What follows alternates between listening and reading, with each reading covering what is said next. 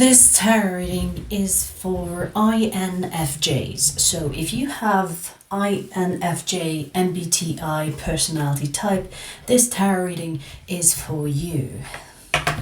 If you don't know what your MBTI personality, I did put a link in the description box so you can take the test and know which personality type you are. This is like a special edition. Someone requested it and people are like, yes, we want it, so I'm doing that. I've done so many other personality types as well, so find yours in the search box. When you go on the channel,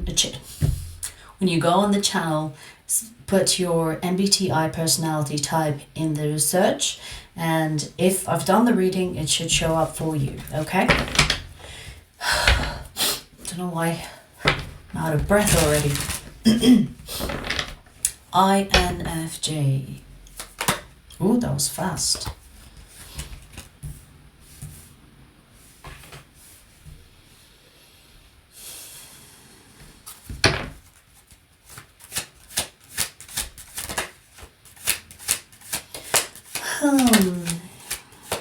You know, you don't look like you miss them. You know what I mean? There's someone here that you miss, but you don't look like you miss them.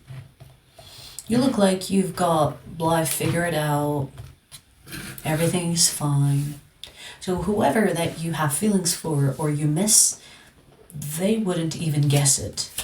You don't look like you miss them, or that it's almost like you show that you have moved on. You show them that, you know, everything is great, life is perfect, life is great, you know, I'm doing great. But what's happening inside of you is a whole new world, is a whole different world than what you seem. Ooh, I got chills, I don't know why. So you're putting like this strong face on, or you're putting a face that doesn't show that you are like sad and missing someone. You know what I mean? Like, you know, when you see people like they're just daydreaming and sad. No, you're not like that. You are portraying yourself to be on the go. Life is good. I've got things going on for me. And it's true. It could be like, yes, you've got things going on for you. But the level of emotion and feeling that you're going through inside is like a whole different level. So this tells me that you're not really opening up about how you feel. And there is a part of you that doesn't want to feel these feelings for this person. So for some reason you are trying to change how you feel for this person. Why? Because they confuse you. They emotionally drain you. Okay, what else? Or is that it?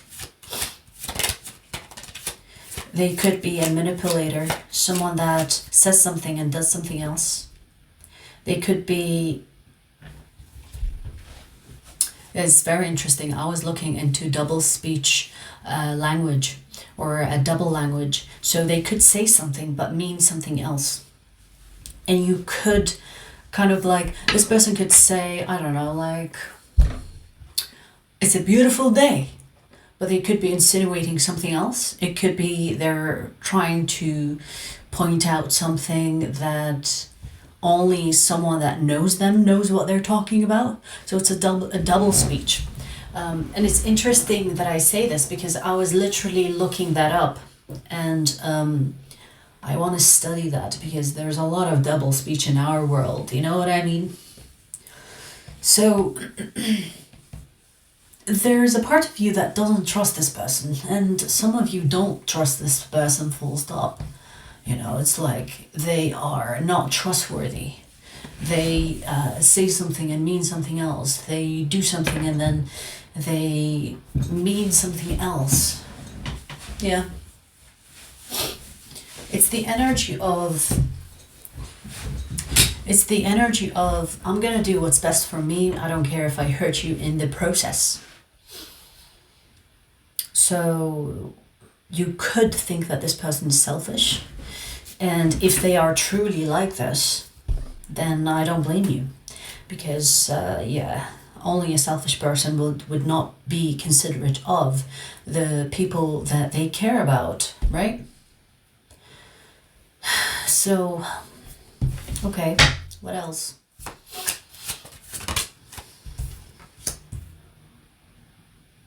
You know, even though you have feelings for this person, you do not want to approach them. Like, forget it. I'm hearing next.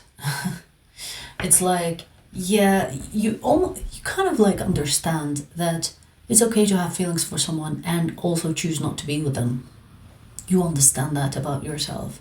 And maybe this is to do with your personality type, because you are feeling judging, meaning that yes, you can have feelings for bad situations too. And you can come to the conclusion that it's okay to have feelings for toxic people, but it's not okay to allow them to be toxic to you. Wow. Yes, I get it. I get it. And so you are not someone that is going to be putting themselves and their life on the line for someone that is toxic or someone that is not mature to be with you on a mature level. Because feeling something is one thing, but complying or accepting toxic behavior is another.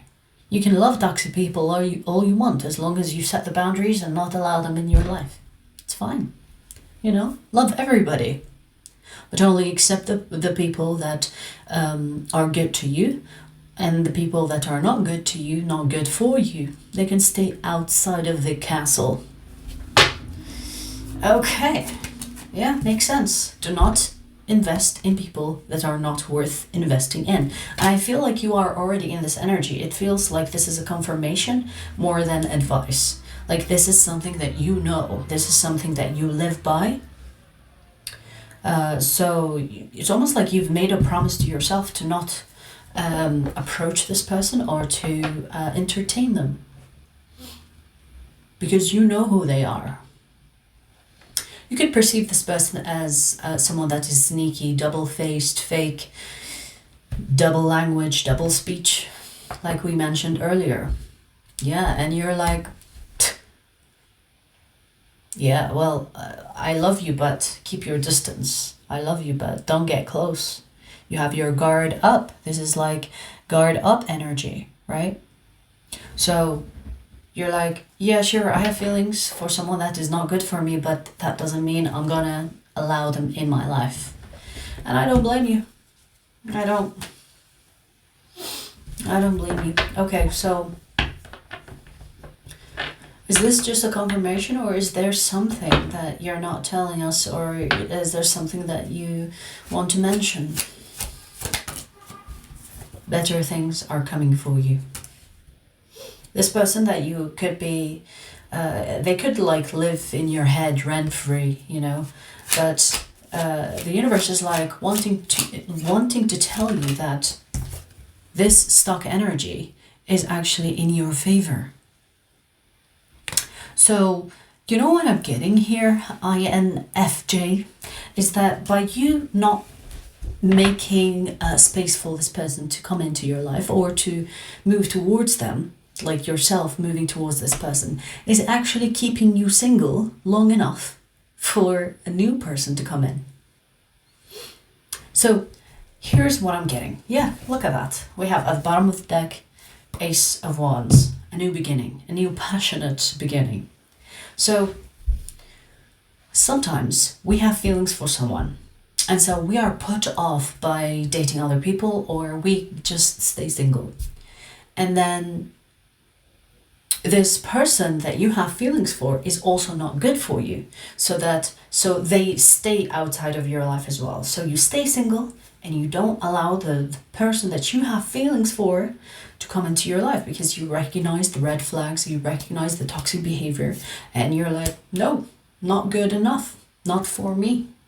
But you also keep that space free but it's almost like reserved for someone that is worthwhile. And this reserved space that you're keeping is going to bring someone that is worth your while. I love that. Which is that new beginning. Tell me about this new person, because fuck the old person. But there is a reason why you are not over them.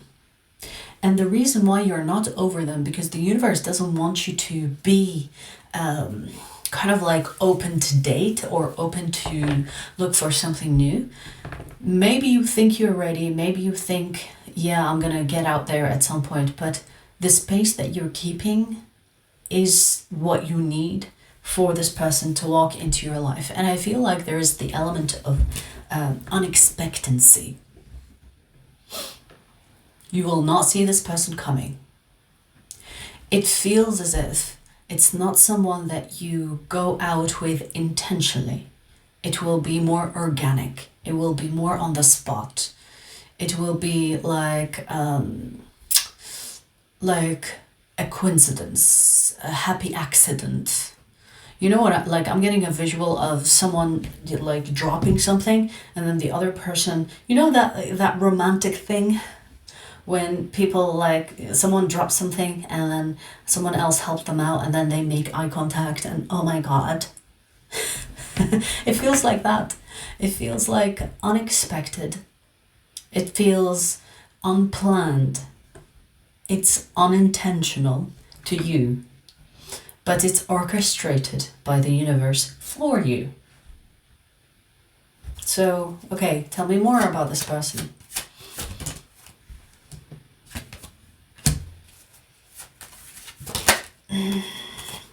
Do you already know each other? This is someone that you know of, but you don't know them on a personal level or don't know them on a close level, meaning that this is an acquaintance. You have met this person, but nothing happened. No intention towards each other. No indication that there is attraction or something else. This feels like, you know, when you meet someone and you don't really think about love or romance with them. It just happens over conversation. It happens over time.